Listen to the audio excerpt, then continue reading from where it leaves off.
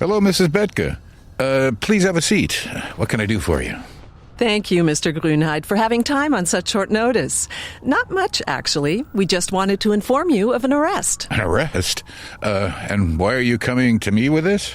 It's regarding a former employee of your administration who was fired for data misuse a few years ago. There was also a lawsuit at the time which he lost. For investigative reasons, I'm not allowed to tell you the name yet.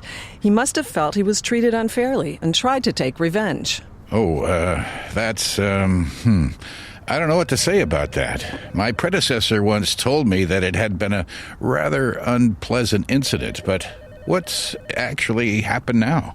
You've been the city's mayor for 4 years. 4.5 years. Exactly. And your predecessor expanded the smart power grid with the municipal utilities. Yes, nearly all of our citizens are simultaneously both electricity customers and producers in various ways. This was a key result of our United Energy for All agenda. It saves everyone a lot of money and makes us autonomous to a great extent. And that's exactly what our perpetrator was after. How so? He planned to gain access to the central grid control, probably to shut down the grid and cause a widespread power outage. In fact, his approach was quite clever, but there was one thing he didn't know. What's that? It was probably not clear to him that all important partners are networked with each other via the cloud, and that attacks on individual incidents could thus be identified not as individual cases, but as targeted action, and that your grid software provider immediately informed us when unauthorized access attempts were registered from similar IP addresses. The profile of these attempts indicated without a doubt that an attack was imminent. It seems that we got off lightly and averted the crisis. Let's put it this way. If network control still ran via your server like it used to, then you wouldn't have stood a chance. But via the algorithms in the cloud, your provider's AI can detect these kinds of attack or espionage attempts early on via anomaly detection and monitoring. A standalone server can never access this intelligence. In fact, everything was done right many years ago, which helps us to prevent further issues today. I'm really relieved to hear that. You know, when our provider suggested that we move from the server to the cloud, the most common argument against it was that nothing protects against an attack better than steel and concrete. Well, now we know at least that bits and bytes do a much better job.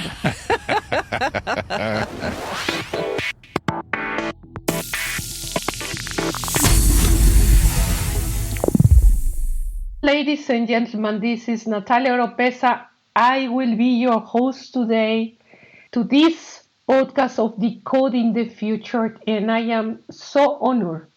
I welcome our guest, Kiersten Todt, the Chief of Staff at the Cybersecurity and Infrastructure Security Agency. So, Kiersten, welcome, and the floor is yours. I am sure you want to say hi to the audience and maybe introduce yourself as well. Thank you so much, Natalia. It's great to be with you, and I'm really looking forward to our discussion about energy and the future of energy. As you mentioned, I'm Chief of Staff of the Cybersecurity and Infrastructure Security Agency, which is an entity, a component within the Department of Homeland Security in the United States. We are America's cyber defense agency. We're the newest federal agency, launched in 2018, but truly an aggregate of a lot of work and people and resources over many years that have focused on infrastructure protection, cybersecurity. And really our role is to protect the functions of government and the private sector that are vital to the United States, the critical services that we rely on every day, from the water we drink to the gas we get at the fuel pumps to the electricity that lights our homes and businesses.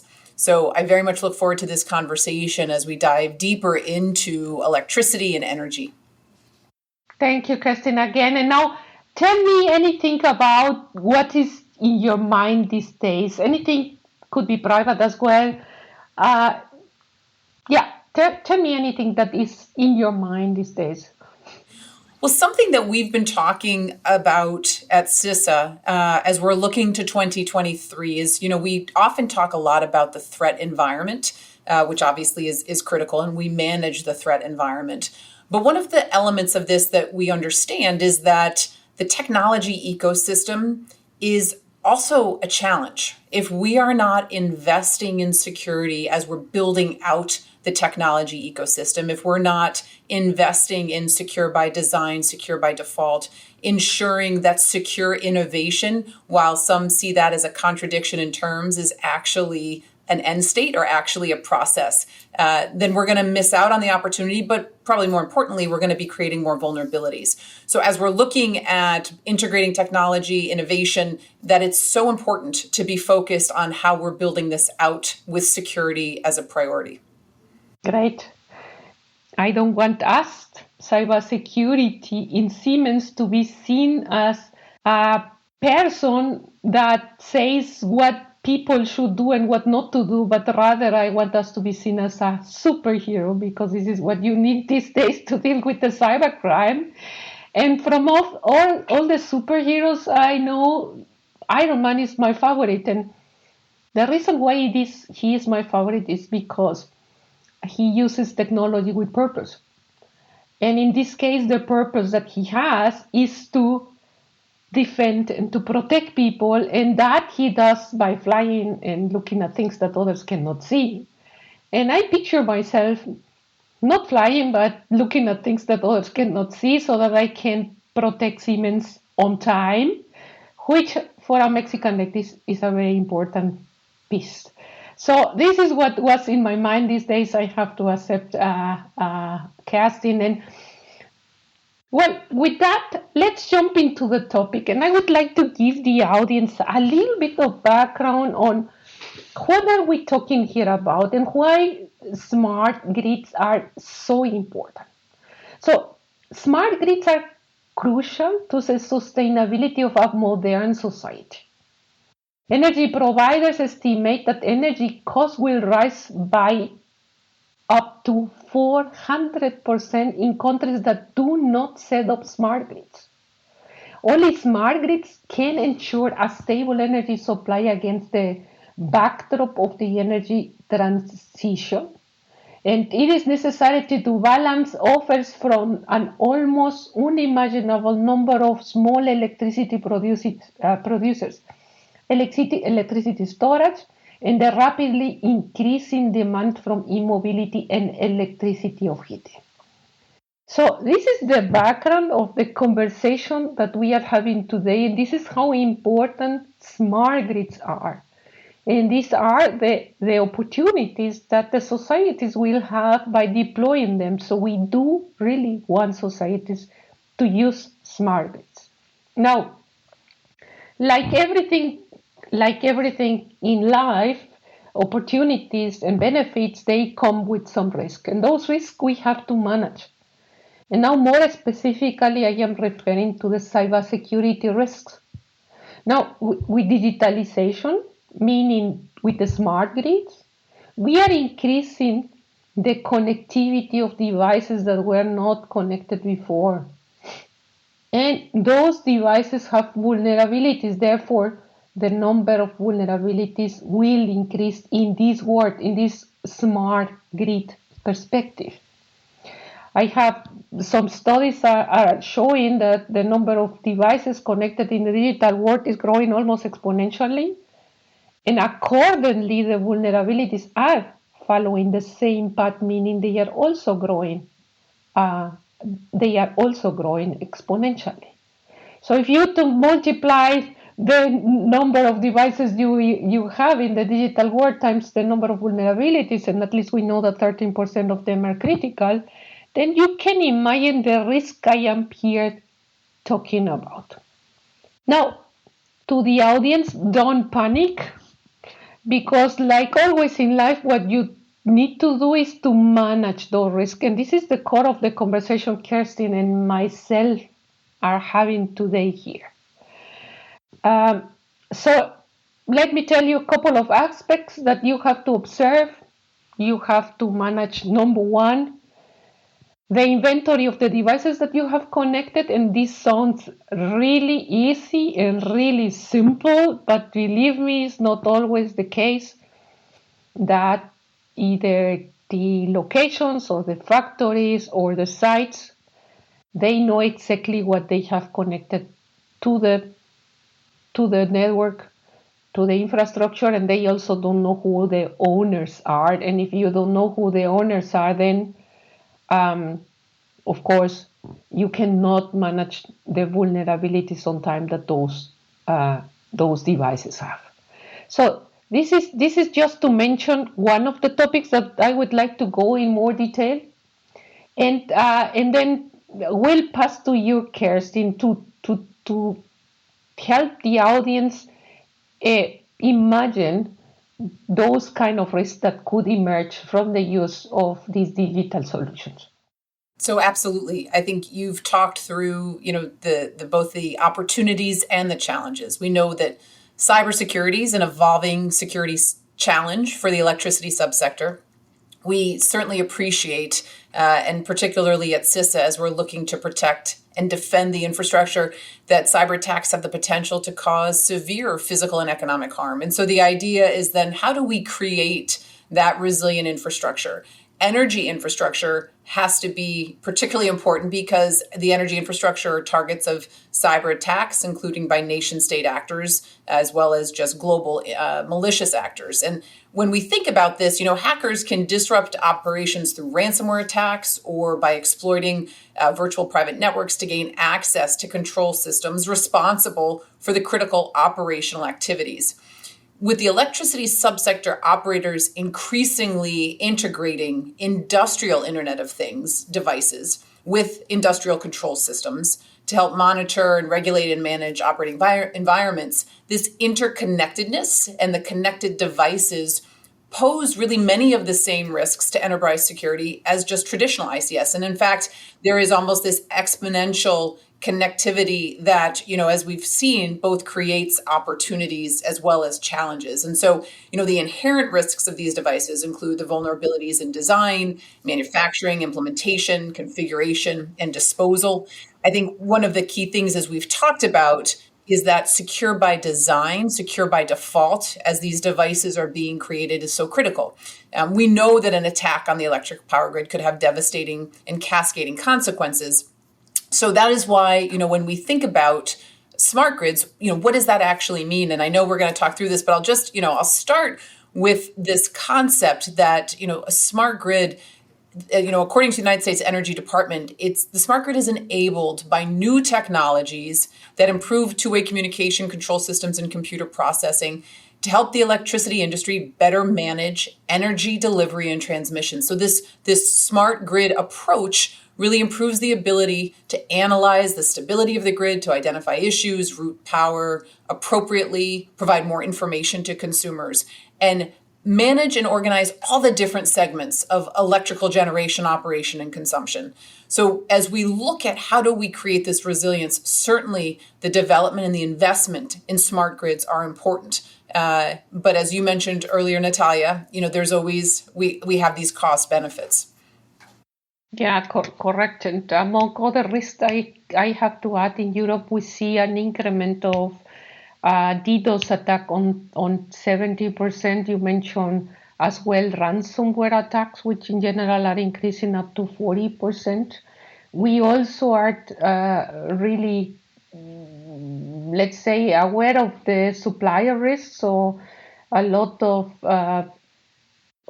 suppliers are included in our supply chain of the different products that we deliver. So one day after Japan was complaining about the attacks from Russia in the Ukraine, Toyota had to stop the production line and losing 13,000 cars. And they stopped not because there was something wrong with them, but they stopped because one of their suppliers had an attack, and in order to avoid a split over from this attack. So this is adding to the list of risks that Kiersten just mentioned but nevertheless, I want to touch on one topic, because I always get the question whether accessing cloud technologies or using cloud is going to increment this kind of risk. And actually, from the pure cybersecurity perspective, I can tell you it could go different, completely different. So the cloud providers, what we call the hyperscalers, they have a very high level of standardization. They don't have, like many of us company, a legacy infrastructure, not updated infrastructure that could add risk to the equation. And just to give you to give you an example, I was so proud, and I am still of the team of Siemens managing the Log4j vulnerability at the beginning of this year very fast. And now I got told that one of our cloud providers, they managed that 19 times faster than we did. And I consider that we did already that in a record time. And the reason of them being able to manage this so quick was because of the level of standardization and the level of standardization that they have. So they can deploy patches in a matter of minutes. And now I wanted to use this example so that the audience can have a better perspective or understanding on why do I say that cloud or the use of cloud is not going to add more risk to the equation, to the use of digital, not more risk and not less risk to the use of digital technologies for whatever you are using that. Now, given the political context or the geopolitical context, Kiersten, the threat posed by hostile groups and governments, can you talk to us about it? And is the smart grid the perfect target for an attack from the outside? Tell us a little bit more about it. Well, I think, there are two ways to look at this. I mean, the first is both the value of the smart grid and that this has to represent the future of technology, right? So the smarter grid should be better equipped to integrate electricity generated by renewable sources such as wind and solar, improving the reliability by efficiently managing and routing power, as I mentioned before, reducing the chance of blackouts, and that all levels of government need to be engaged. So that's one way. You're talking about how vulnerable does the smart grid make our energy infrastructure? And this goes to the point that you talk about with cloud, and as well as secure by design, secure by default. This idea that we are creating an infrastructure off of technology. We need that technology based on the limited resources that we have when it comes to energy and electricity. But we have to be baking in that security because any vulnerability, any interconnectedness of this infrastructure to that vulnerability makes it exposed and can be easily exploited, or at least exploited more readily. And this is where industry, government engagement and collaboration to build out the security of that infrastructure is so important.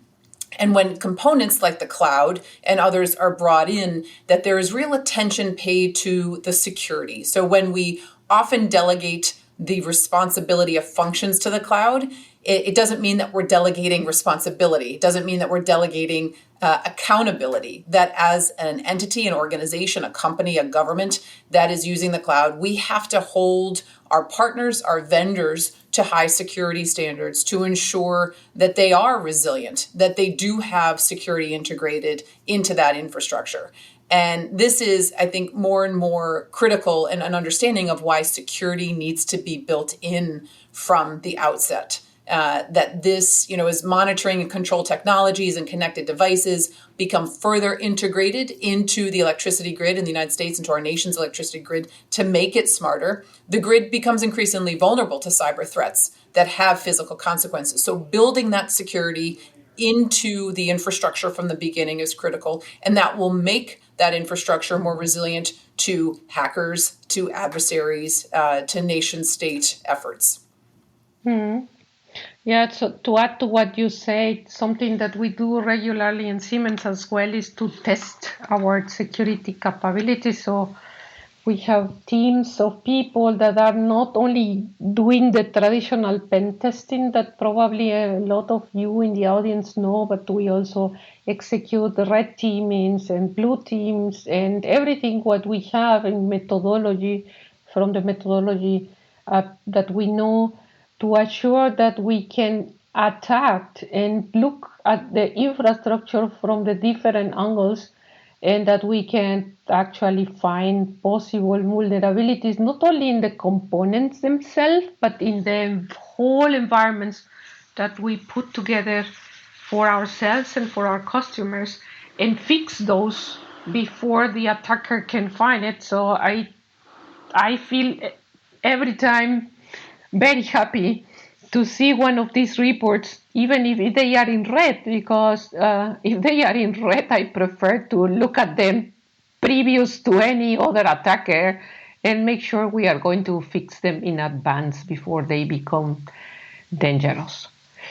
So, Kiersten, there was this mentality in the past that isolation or segmentation, that's the way we call it, is or was the best way to protect. And how do you see the awareness that among the society that this kind of protection is not only the guarantee to have cybersecurity or the needed cybersecurity? Anything from you to comment on that one?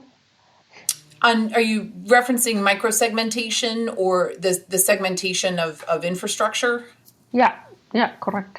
Yeah, I think, there is certainly the security approaches with microsegmentation and how we look at systems. I think separate and distinct from that is the awareness of the interdependency of our systems. And, in looking at how we integrate devices, how we integrate technologies into infrastructure, the need to create that segmentation for security is important, but the recognition also that we're creating increasing interdependencies is an acknowledgement that we have to appreciate. Sure. Now, talking from another perspective, I know all these attacks that we see and that they are increasing are triggering or motivating the different governments to react to this. And you come from an American agency, from the Agency of the United States. Can you comment what kind of support, regulations, advice are you providing to the society from the government perspective? Well, we're constantly looking at where regulation can play a role. I think, the sequence often is we let market forces do their work to see if market forces can create incentive.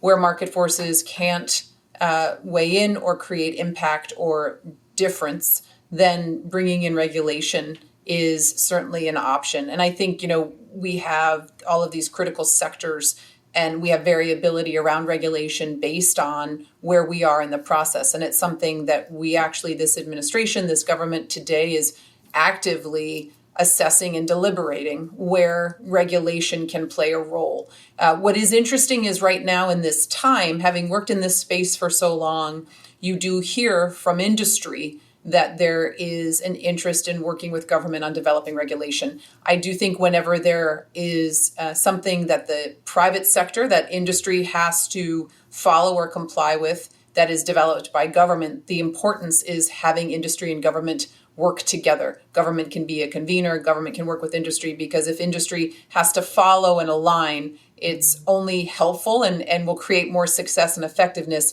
if the entities come together to build that out together. Mm-hmm. How do you establish that cooperation? Do you have many representatives from the different companies? It's a great question. So we have different structures within the United States. So one entity that was just launched last year through CISA is called the Joint Cyber Defense Collaborative. And this is an industry government collaboration on sharing threat intelligence data.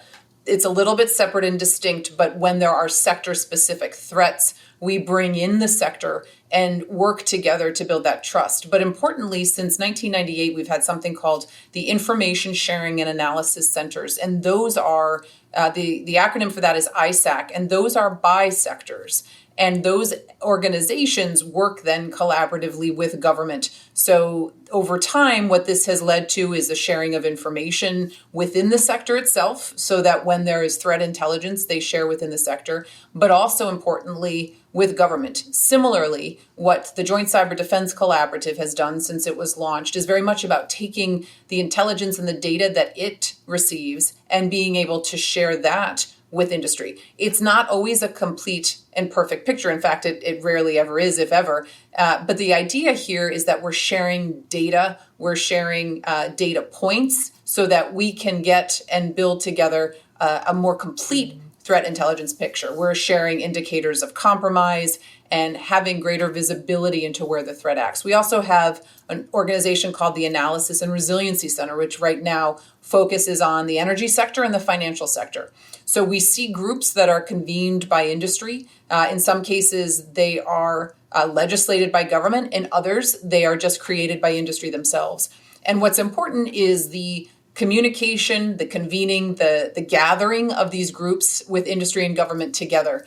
Someone said to me about a year ago when we were talking about industry government work that, people don't trust institutions, they trust people. And so what's so important as we're building these out is the development of the relationships with people, with individuals. There are activities and engagements with the organizations that go beyond just the broader institution, but actual individual engagement and the building of trust and cooperation over time.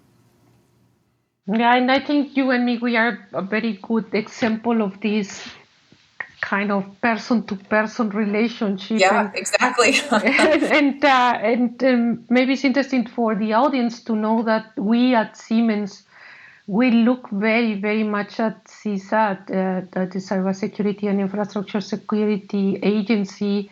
They provide us with guidance about which measure to prioritize, about which vulnerability to close fix. So we listen very, very carefully to their advice and follow their advice. Now, let me take this opportunity as well to mention that we in Siemens, we as well are convinced that, especially in cybersecurity, we need to cooperate. We have to prevent reinventing the wheel. And therefore, we have established with other 16 partners the Charter of Trust. The brand new partner is Microsoft these days, so we are very happy to have Microsoft in the Charter of Trust, and we have given us 10 principles. One of them, you mentioned several times today, you mentioned security by default. I was so happy to hear that.